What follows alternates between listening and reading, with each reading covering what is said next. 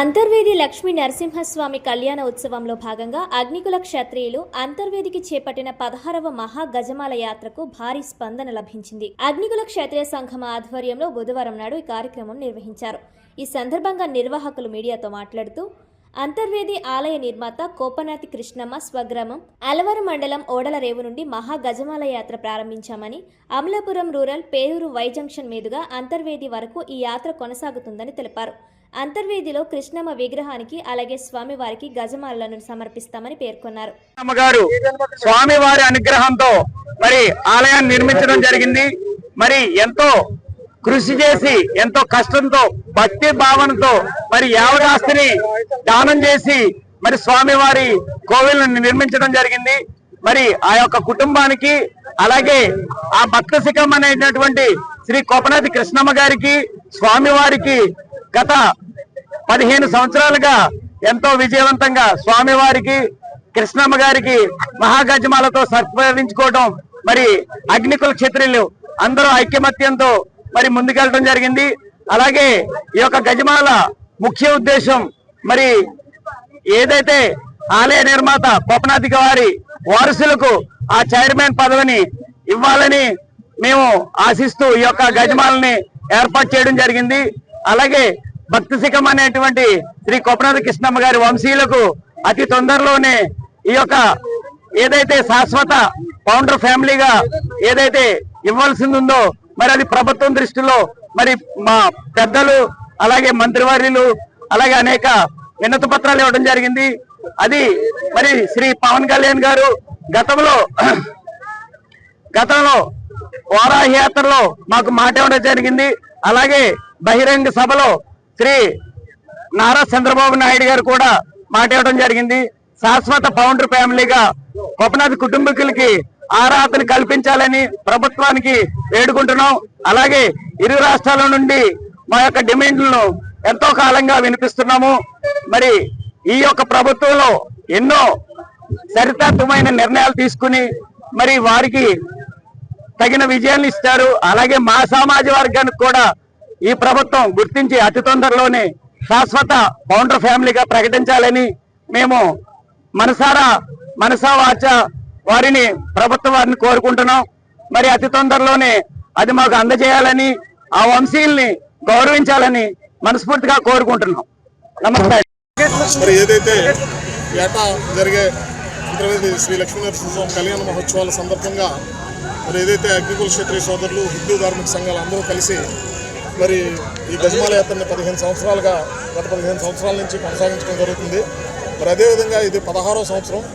ఏదైతే ఆయన జన్మస్థలం ఓడలరేవు గ్రామం ఉందో అక్కడి నుంచి స్టార్ట్ చేసి వై జంక్షన్ మీదుగా అంతర్వేది శ్రీ లక్ష్మీ నరసింహస్వామి ఆలయ నిర్మాత కోపనాథి కృష్ణమ్మ గారికి ఆ మహాగజమాలను సమర్పించి అలాగే స్వామివారికి కూడా మాల సమర్పించి అలాగే అక్కడి నుంచి కళ్యాణం తిలకించి రేపొద్దున రథోత్సవం కూడా చూసుకుని రథ ఊరేగింపు కూడా చూసుకుని అందరూ వచ్చిన భక్తులందరూ కూడా వెళ్ళాలని చెప్పేసి కోరుకుంటున్నాను. అదేవిధంగా ఈవేళ ఎంతో ఉత్సాహంగా ఇక్కడ ఎంతో వైభవంగా ఈ యొక్క కార్యక్రమానికి వచ్చేసినటువంటి అగ్నికుల క్షత్రియ పెద్దలు అలాగే వివిధ గ్రామాల నుంచి వచ్చినటువంటి సోదరులు హిందూ ధార్మిక భక్తులు అందరికీ కూడా నేను విన్నది ఏంటంటే ఎంతైతే ఆనందంగా వెళ్తున్నామో అక్కడికి అంతేవిధంగా ఆయన ఆశీస్సులు తీసుకుని స్వామివారి ఆశీస్సులు తీసుకుని క్షేమంగా ఇంటికి వెళ్ళాలని చెప్పేసి ఆయన వారసుడిగా మనస్ఫూర్తిగా చేతులు జోడించి కోరుకుంటున్నాను.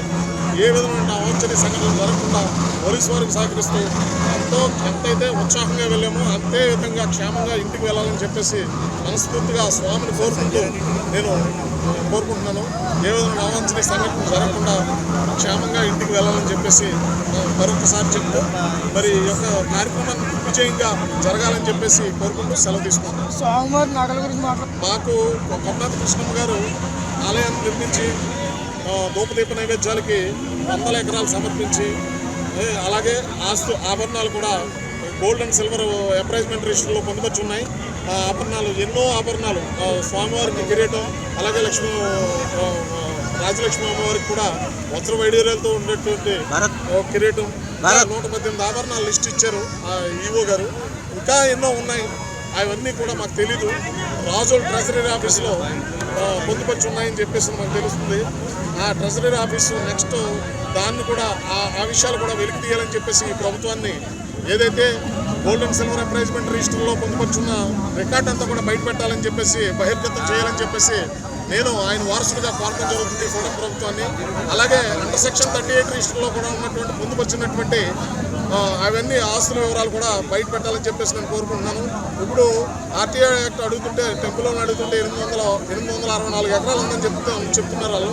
అయితే మాకు ఎగ్నెస్ట్గా ఇప్పుడు అనుభవిస్తున్నటువంటి నకిలీ ఫౌండర్ ఎవరైతే ఉన్నారో ఈ బహదూరు, అతను వాళ్ళ ఫాదరు, మా నాన్నగారు 2006లో వేసిన కేసు, డిప్యూటీ కమిషనర్ దగ్గర వేసిన కేసులో 2008లో ఇచ్చిన జడ్జిమెంట్కి ఆయన ముందు సబ్మిట్ చేసినటువంటి అఫిడవిట్లో మేము మా పూర్వీకులు 2500 ఎకరం ఆస్తి ఇచ్చారని చెప్పేసి పేర్కొన్నారు. నకిలీ అఫిడవిట్ అది.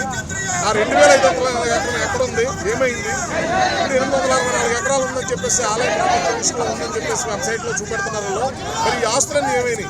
అదేవిధంగా ఇక్కడ ఈ తీర ప్రాంత ప్రజలందరూ కూడా ఇచ్చిన ఆభరణాలన్నీ కూడా తారుమారు చేశారని, రాళ్లు మార్చేశారని, వాల్యుబుల్ ల్యాండ్స్ అన్ని అమ్మేసి తక్కువ ల్యాండ్స్ కొని పెట్టేశారని అల్లూరు కృష్ణరాజు గారి మీద చాలా అపోహలు ఉన్నాయి.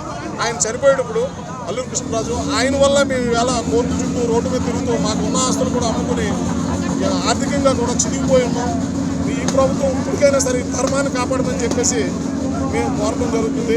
మరి అటువంటి తప్పుడు అఫిడవిట్ ఇచ్చినటువంటి వ్యక్తికి అతన్ని ఫౌండర్ ఫ్యామిలీ మెంబర్గా గుర్తింపు పొందాలో లేదు కబ్జాదారుడిగా గుర్తింపు చేస్తారో అది మీ ప్రభుత్వం వారే నిర్ణయం తీసుకుని మరి మాకు సరైన అసలైన గోపనాథ కృష్ణ గారు వారసులు ఎవరైతే ఉన్నారో వాళ్ళకి న్యాయం చేసి ఆ ఫౌండర్ ఫ్యామిలీ మెంబర్గా వాళ్ళ ఫ్యామిలీకి మాకు న్యాయం చేస్తారని చెప్పేసి మనస్ఫూర్తిగా కోరుకుంటూ సెలవు తీసుకుంటున్నాం.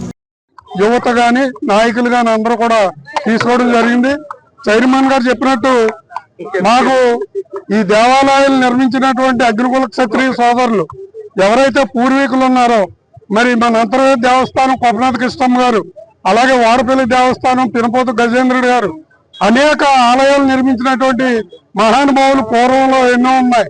అయినా సరే బయటకు రాకుండా దీన్ని అగ్రకులాల వారు కొంతమంది రాజకీయ ఒత్తిళ్ల వల్ల ఈ రోజు మా కమ్యూనిటీకి చైర్మన్ కాదు కదా, బోర్డు మెంబర్ కూడా వేయని పరిస్థితులు కూడా ఉన్నాయి. అవి డిమాండ్ చేస్తూ ఒక బోర్డు మెంబర్ ఇవ్వడం జరుగుతుంది. అలా కాకుండా ఎవరైతే గోపనాథ కృష్ణమ్మ గారు స్థాపించారో ఆ వారసుడికి చైర్మన్ ఇచ్చే విధంగా మనం ప్రభుత్వం మీద పోరాటం చేసి మరి ముఖ్యమంత్రి గారికి మా చైర్మన్ గారు చెప్పారు కాబట్టి ముఖ్యమంత్రి గారికి, పవన్ కళ్యాణ్ గారికి, మిగతా శాసనసభ్యులు అందరికీ కూడా మంత్రి, పార్లమెంట్ సభ్యులు, ఎంపీ గారికి అందరికీ చెప్పి మేము మా డిమాండ్ ఏంటంటే ఒకటే కోరుతున్నాం. ఎవరైతే వ్యవస్థాపకులు ఉన్నారో వాళ్ళ ఒక వంశీయులకి మనం చైర్మన్ ఇమ్మని అడుగుతున్నాం. కొన్ని భూములు ఇచ్చారు, భూములన్నీ కూడా అగ్రకులాల చేతిలో పెట్టుకుని ఈ రోజున వాళ్ళ నాటకాలు వేస్తున్నారు. అవన్నీ కూడా ఎలుగు తీయాలంటే పొలిటికల్ ఇబ్బందుల నుండి ఏ ఎమ్మెల్యే వచ్చినా, ఏ ప్రభుత్వం వచ్చినా సరే ఈ సమస్యను మరుగున పెట్టి వాళ్ళు కాలక్షేపం చేస్తున్నారు. కాబట్టి మా డిమాండ్ ఒకటే, ఎట్టి పరిస్థితుల్లోనూ వంశీయులకి దేవస్థానం చైర్మన్ ఇవ్వాలని కోరుకుంటూ సెలవు తీసుకుంటున్నాం. కొల్లు పెద్దిరాజు. నేను ఆంధ్రప్రదేశ్ మత్స్యకార కార్పొరేషన్ చైర్మన్ గా చంద్రబాబు గారు నియమించున్నారు.